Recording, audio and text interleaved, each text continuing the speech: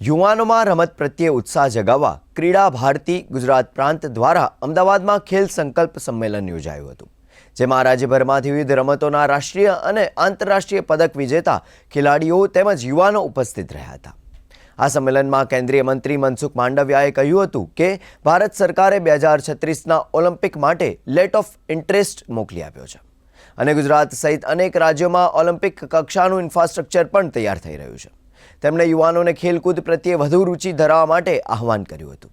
રમત એ સ્વભાવ છે, રમત એ આપણી જીવનશૈલી છે।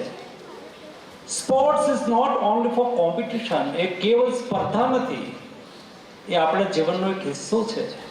હું તો એમ પણ કહીશ કે not only for our self life, આપણા પોતાના જીવનનો નહીં, પરંતુ પ્રાણી માત્રનો સ્પોર્ટ્સ, રમત, ક્રીડા એ એમના જીવનનો એક ભાગ છે। અને એ પણ સત્ય છે કે રમત એ શિસ્ત લાવે છે, રમત એ સંસ્કાર પણ લાવે છે।